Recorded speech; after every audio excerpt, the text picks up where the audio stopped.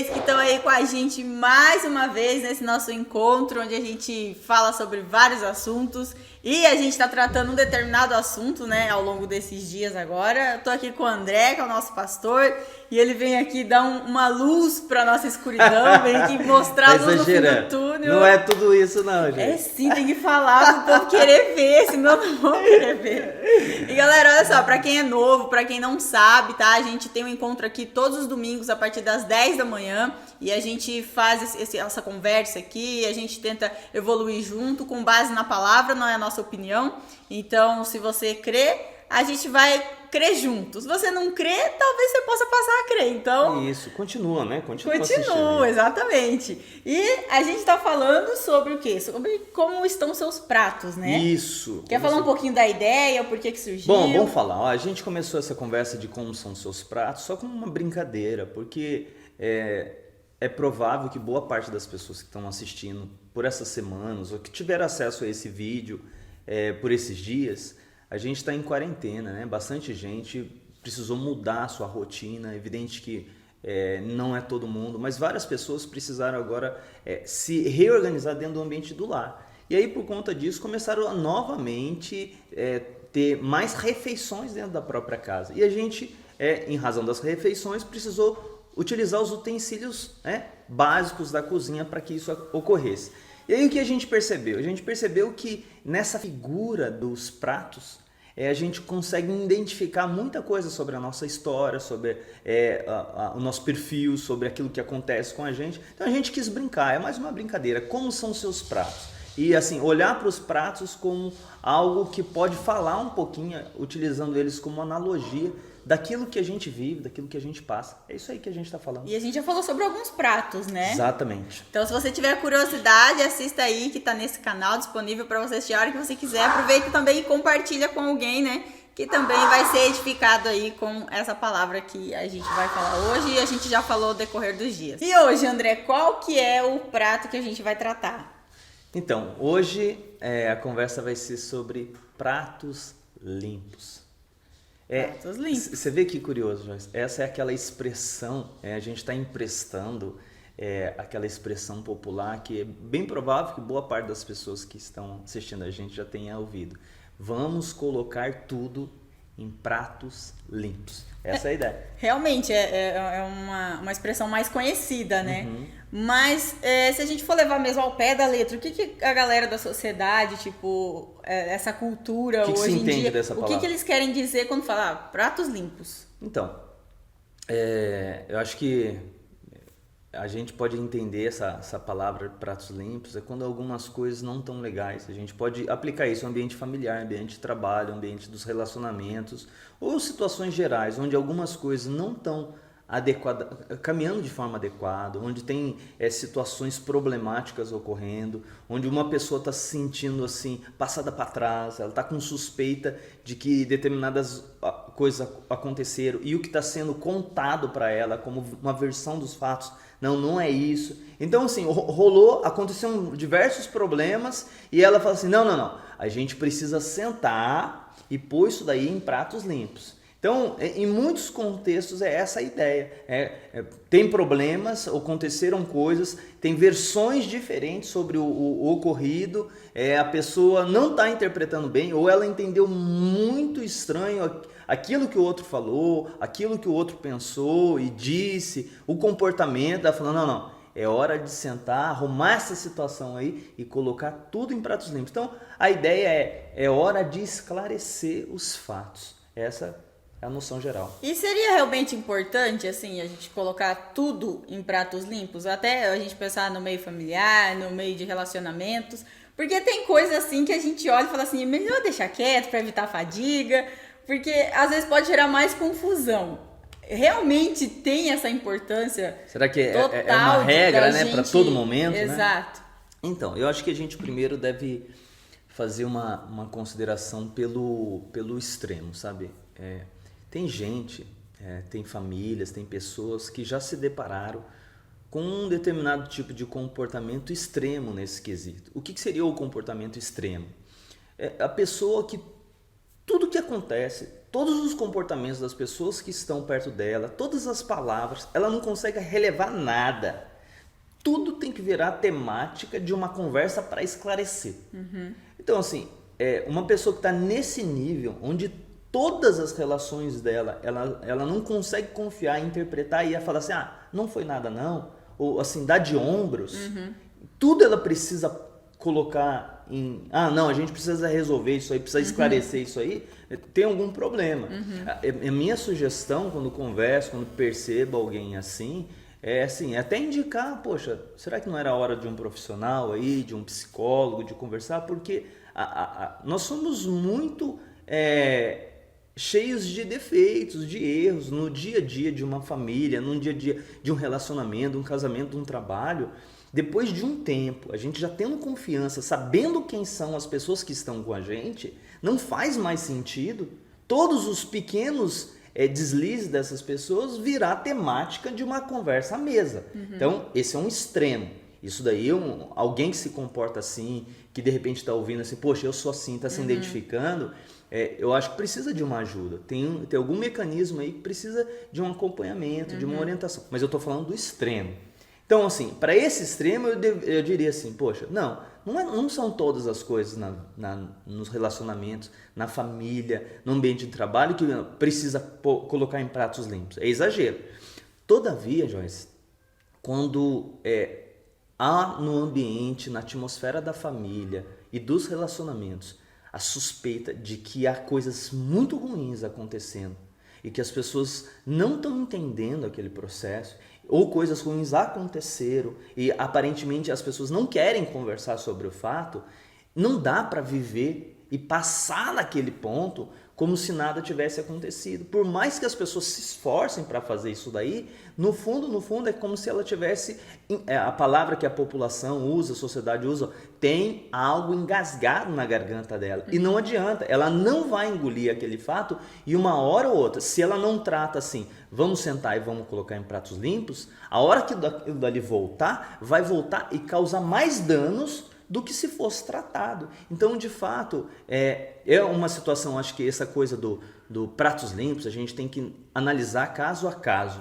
Mas em muitos momentos, o que muitas famílias, o que muitos relacionamentos demandam é exatamente isso, colocar em pratos limpos, porque uma boa conversa, um esclarecimento, com tudo que pode ser gerado de bom nisso, se bem feito, os frutos são muito melhores do que fazer de conta que nada aconteceu. Ou assim, não, você finge que me engana, eu finge que acredito, e aí começa uma relação de hipocrisia e de falsidade, até que não se aguenta mais e vem à tona. E assim, eu acho que os casais, principalmente, podem confirmar isso no momento que houve essa fala aqui. Quando eles fazem a tentativa de assim, eu vou passar por cima desse problema, como se nada tivesse acontecido. Mas daí, passa-se algumas semanas, ocorre um outro problema, é inevitável tratar desse problema e aquele problema que não foi tratado, ele aparecer de novo. Quem vive esse relacionamento, e eu estou falando isso porque já vivi isso, já percebi isso em outros relacionamentos, na família, mas isso é fato. Então assim, não, a gente precisa sim saber o quê? Mas quando descobrir, precisa encarar o fato de que precisa colocar em pratos limpos. Evidente que existe uma maneira de fazer isso para que o remédio não seja muito pior do que a própria doença. Existe uma maneira certa. Eu acho que muitas pessoas tendem a não querer colocar em pratos limpos justamente porque na hora de fazer isso elas não tomam os devidos cuidados e acabam criando muito mais problema do que resolvendo ele. Interessante você ter usado a expressão de parece que tá engasgado ali, porque quando a pessoa tem essa sensação, é porque realmente é algo muito difícil para ela lidar ou enfim, para ela conseguir conversar sobre isso. Então, não é uma coisa fácil de se fazer, vamos dizer assim, né? Na questão de você colocar tudo em pratos limpos, porque tem assuntos que são realmente delicados e a gente entende isso. Mas aí como que é a palavra, como que ela vai ensinar pra gente o jeito certo de fazer isso? Igual você disse, que tem uma maneira certa para o remédio não ser pior do que a própria doença, né? Como que a gente pode fazer isso? Antes de olhar o que a Bíblia diz, Joyce, eu acho que a gente até pode perceber um pouquinho a riqueza da metáfora. Porque assim, estando em casa, depois de uma comida gostosa, depois daquela sobremesa deliciosa, com o frio que está hoje em Curitiba. Não são frio? Todos... tem gente que não tem frio, mas tá frio, tá? Não é porque eu tô mais velhinho que só eu sinto frio. Tá frio, gente. E é o seguinte, o que é curioso? Depois dessa refeição gostosa, gente, negócio chato depois do almoço é alguém ter que ir lá lavar a louça. É ruim, é muito bom sentar e comer. Olha a riqueza da metáfora. Comer com um prato limpinho. Mas lavar o prato é horroroso. É horroroso, com gordura, com muita sujeira, ou ficou muito tempo dentro da pia, determinado tipo de comida. Então, assim, não acaba o almoço e daí a família faz uma competição e fala assim, eu quero lavar, eu quero... Não é assim. É sempre um empurra, ou já tem as pessoas já destacadas para fazer isso aí. O que mostra, assim, o problema. Então, assim, não é fácil, mas é bom. Todo mundo quer comer. Percebe isso aí? Todo mundo quer comer em pratos limpos. Ninguém quer comer com um prato sujo. Então, viver a vida familiar sem lavar os pratos é comer em prato sujo. E ninguém quer viver assim. Então, de fato, as Escrituras, a palavra de Deus, ensina-nos sobre muitas coisas e ensina sobre isso também.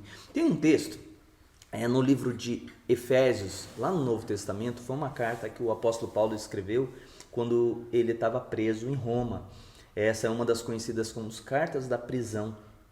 Ele encaminhou para essa igreja, sim, foi para Efésios, mas foi uma carta para rodar a região da Ásia e tantas outras igrejas receberiam também essas orientações. Ele fala sobre muitas coisas nessa carta. Entre elas, ele fala sobre como deve ser a transformação e a vida que um discípulo de Jesus deve evidenciar, deve sofrer essa transformação para viver a vida agora que ele recebeu de Deus. E aí ele fala sobre muitos detalhes de transformações que precisam ocorrer. Essas orientações e esses princípios que ele aponta ajudam a gente a perceber assim, como muita coisa precisa ser evidenciada por um discípulo de Jesus dentro da sua casa para que ele consiga de fato colocar as coisas em prato limpo e do jeito adequado. Então vamos lá, capítulo 4, ele está do versículo 29 até o versículo 31. Deixa eu puxar aqui. Olha o que diz o texto.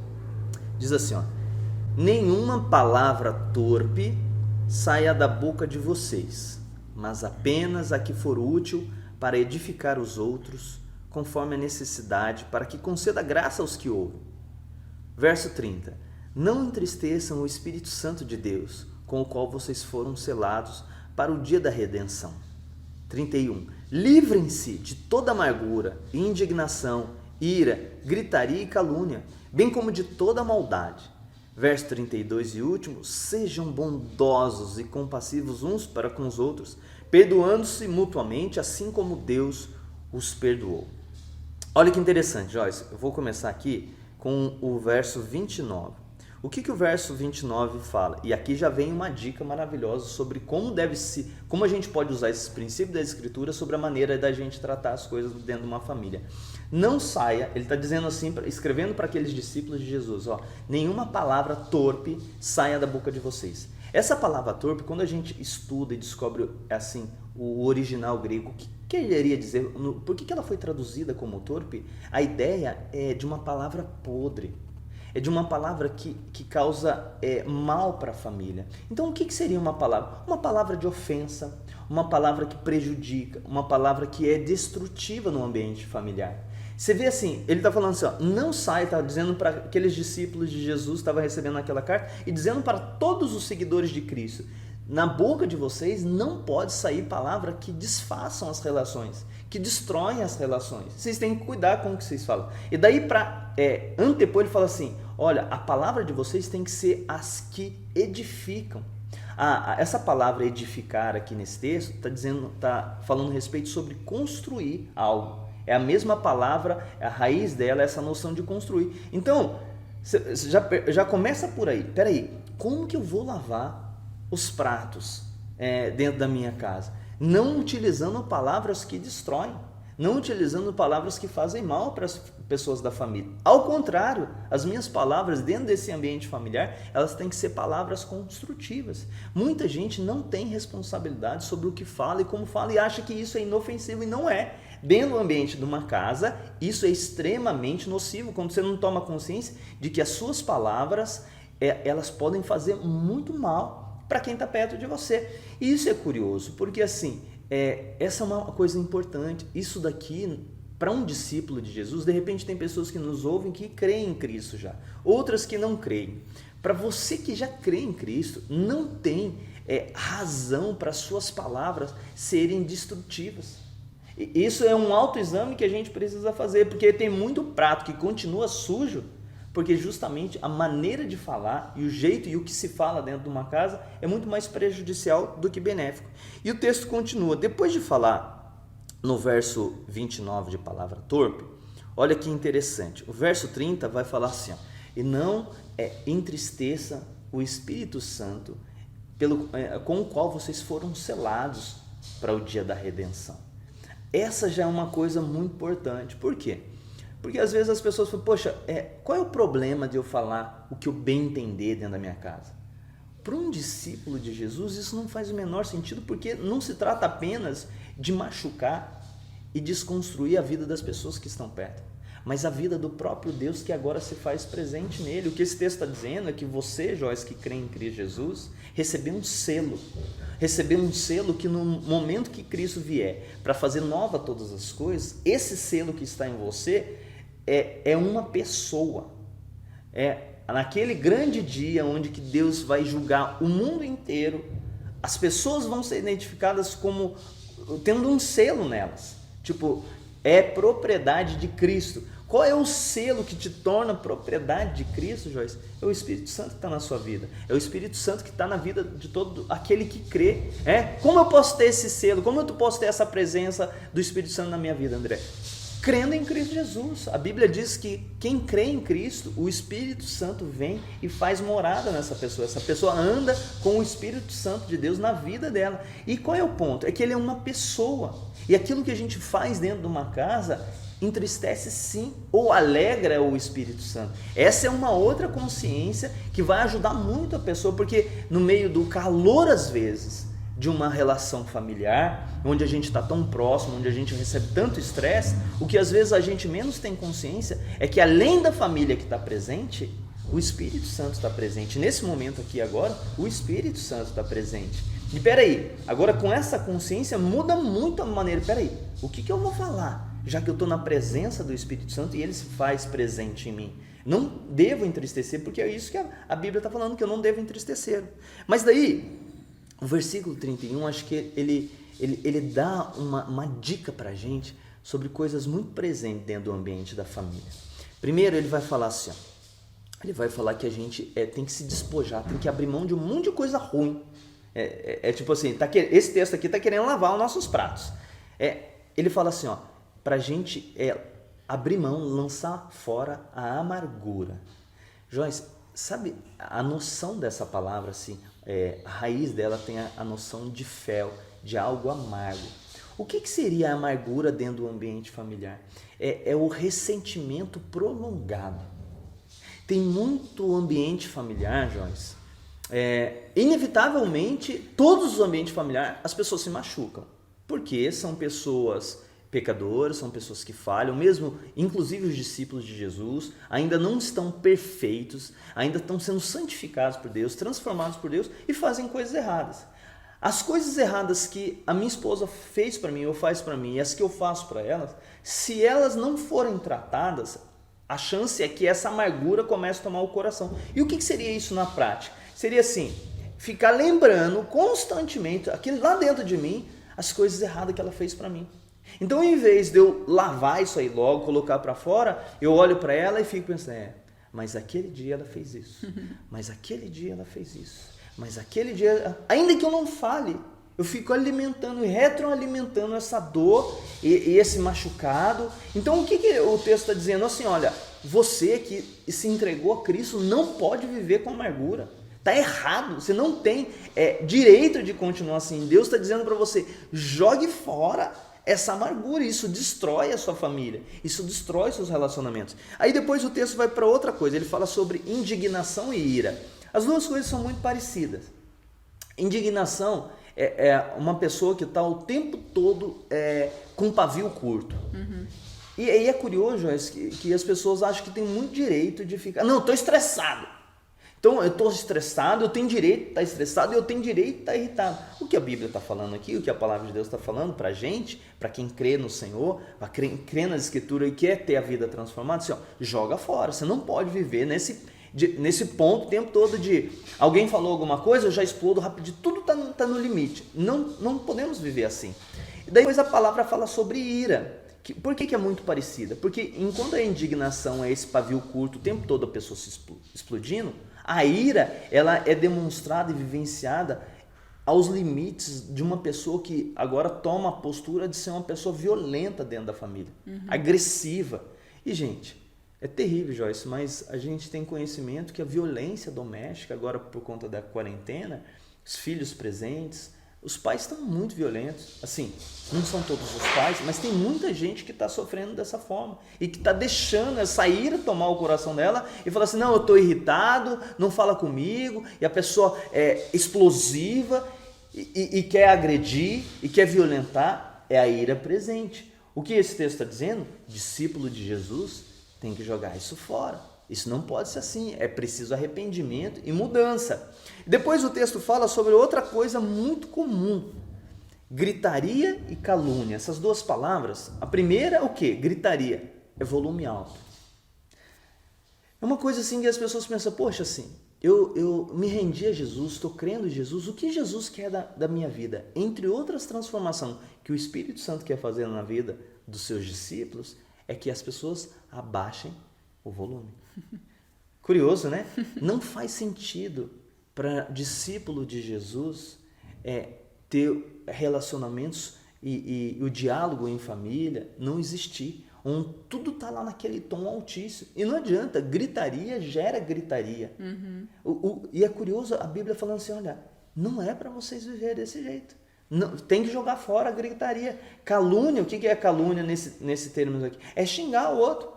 É falar coisas ruins, é dar nomes feios para o outro, é lembrar eles dos problemas dele, dos defeitos dele. E assim, a cultura brasileira é uma cultura de muito palavrão.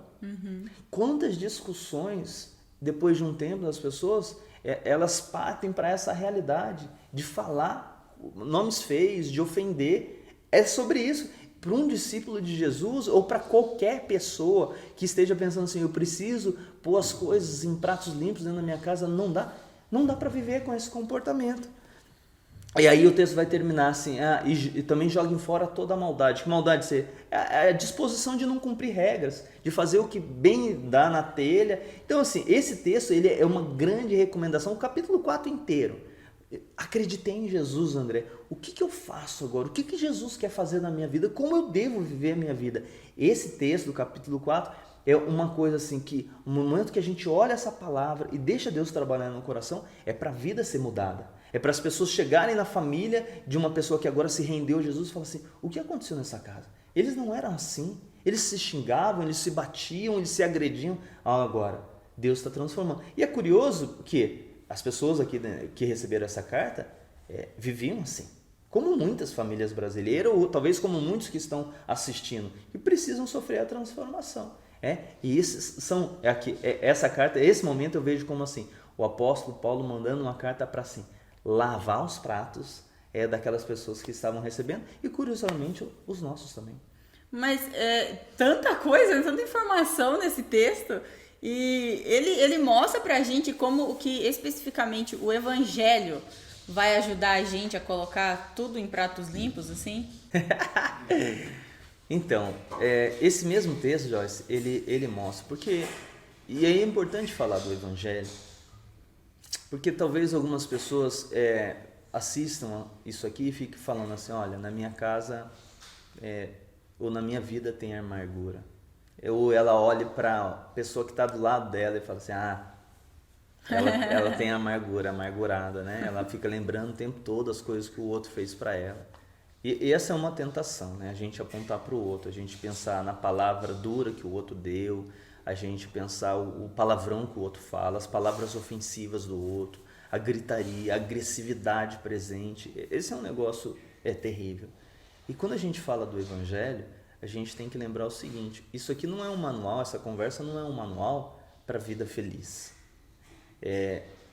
Essa carta aqui, ela foi escrita para pessoas que tinham sido impactadas com uma grande mensagem.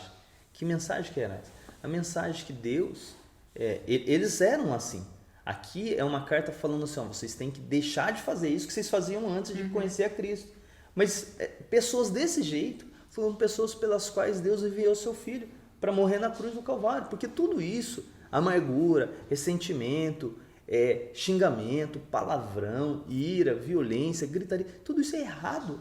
É errado. Isso é condenável diante de Deus. Só que Deus amou essas pessoas e amou todos que praticam isso. Ele ama. E por amar, Ele não sentencia cada um deles. Ele entrega o seu Filho para morrer no lugar deles. E aqui essas pessoas receberam essa mensagem, essas pessoas desse texto, e todo discípulo de Jesus recebeu a mensagem maravilhosa avisando que, olha, Deus, ao invés de decidir punir vocês pelos seus pecados, Ele decidiu perdoar vocês, e Ele entregou o Filho para morrer na cruz do Calvário para que vocês sejam perdoados e libertos. Todavia, vocês precisam se arrepender, crer em Cristo Jesus e agora viver uma nova vida, porque agora o Espírito Santo está na vida de vocês. Essa é a primeira coisa. Então, assim, nessa coisa da gente se render ao Evangelho, se render essa boa notícia, a gente começa, a presença do Espírito Santo que vem para a vida da gente começa, a fazer a gente refletir, né? Algumas coisas estão erradas, eu preciso mudar. Então, esse é um primeiro ponto. Você que está praticando isso, que está resvalando nesses erros, precisa corrigi-los. Mas assim, primeiro ser tocado pelo amor de Cristo. E o versículo 32, ele fala um negócio tão bacana, que é a dica pra gente. Ele diz assim, ó: sejam bondosos e compassivos uns para com os outros, perdoando-se mutuamente, assim como Deus os perdoou em Cristo. Esse ambiente de pratos limpos, quero colocar algumas coisas, André, em pratos limpos. O que eu faço? Primeira coisa é começar do versículo 32. Você só pode fazer isso daí com compaixão e com bondade. E esse eu acho que é o ponto, Joyce. Muitas vezes as pessoas querem colocar em pratos limpos com um desejo de vingança. Com um desejo, não, agora você vai explicar direitinho isso aqui para mim. É um desejo de vingança, é um desejo de punição, é um desejo de humilhação. E aqui o texto está dizendo assim, ó, não. Você vai ter que ser bondoso e compassivo. Aqui, a noção de bondoso é assim, ó, carinhosamente você vai acolher a pessoa. Você imagina? Então, assim, colocar em pratos limpos do jeito que o prato realmente seja limpo nos relacionamentos, precisa ser com esse sentimento de acolhimento. Você não acha que isso daí vai dificultar ainda mais a intenção? Agora, mas daí qual que é o segredo da parada? É o seguinte, ó, perdoando uns aos outros. A gente só coloca pratos limpos, Joyce, quando a gente decide perdoar.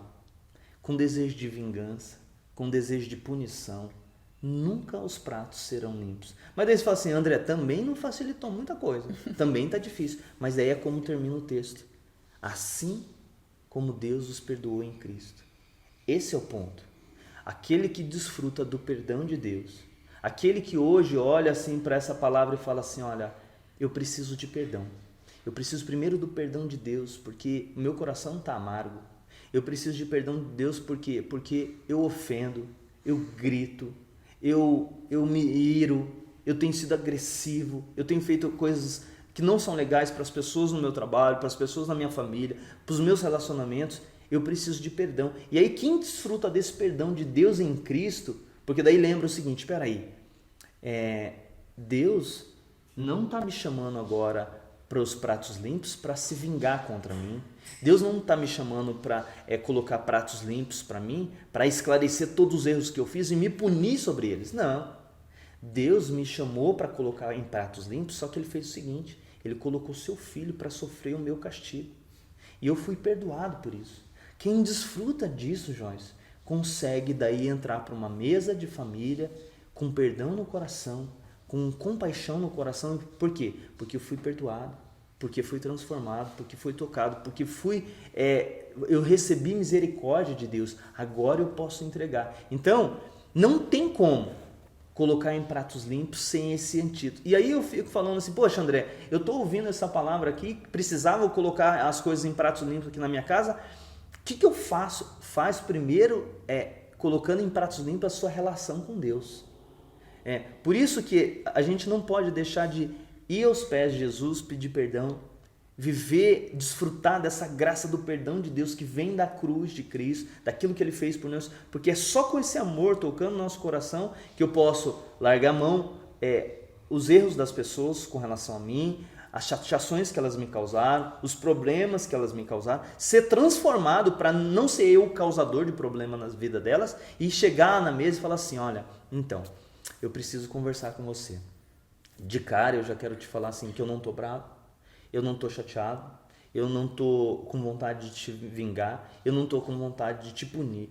Eu só preciso que a gente esclareça algumas coisas, mas primeiro eu queria te dizer que eu já tenho trabalhado perdão no meu coração, amor no meu coração. E é dessa forma que eu quero ter essa conversa. André, quem faz isso? Só quem desfruta do Evangelho e só quem tem o Espírito Santo. Sem Evangelho, sem Espírito Santo, é impossível fazer isso aí, Joyce. Porque realmente, como você disse, se não tem o perdão numa conversa dessa, não vai resolver. Não vai. E lá na frente vai ser só mais um problema em cima de outro problema e só vai gerar mais problema.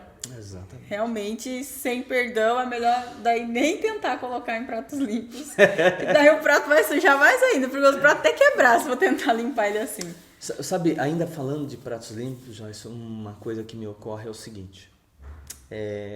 Tem muita gente que está sofrendo nesse momento, né? E eu acho que o sofrimento aumenta quando a gente sabe que a gente não está tendo tratamento num hospital, porque o dinheiro que era para ir para o hospital foi desviado.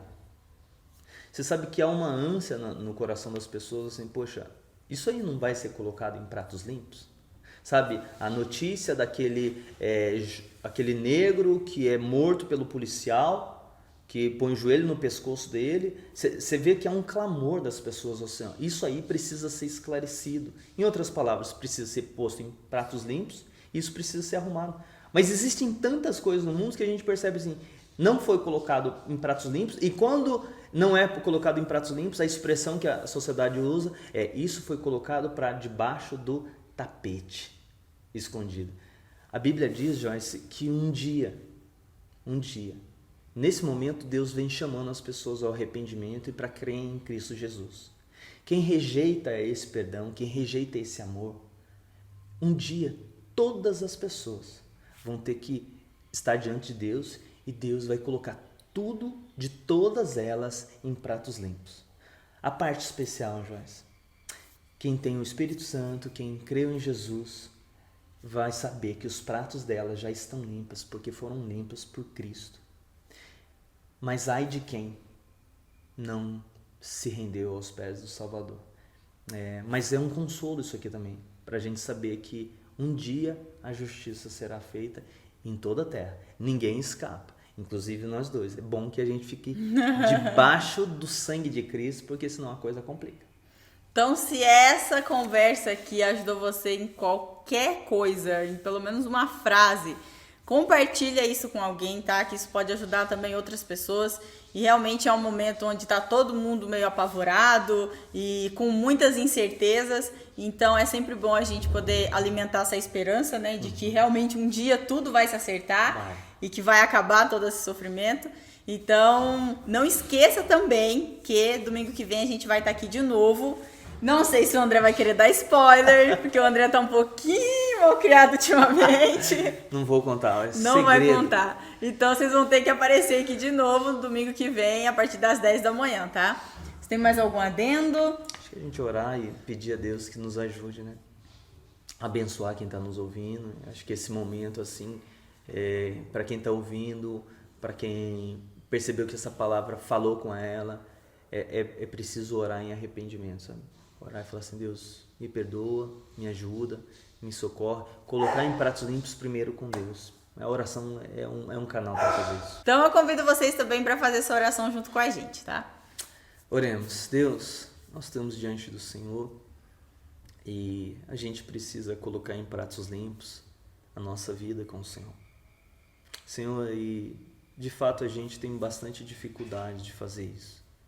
A gente se esconde, a gente não consegue confessar os nossos pecados, nossas falhas, mas a gente precisa que o Teu Espírito Santo mostre, Senhor, os nossos deslizes, que o Senhor mostre pra gente as palavras que mais destroem do que edificam no nosso linguajar, nas nossas postagens, naquilo que a gente compartilha.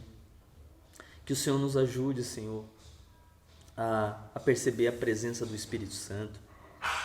Que aqueles que estão ouvindo aqui, estão participando hoje, que ainda não têm certeza, que o Senhor convença os corações deles para que eles possam se render a Cristo e desfrutar da presença do Espírito Santo.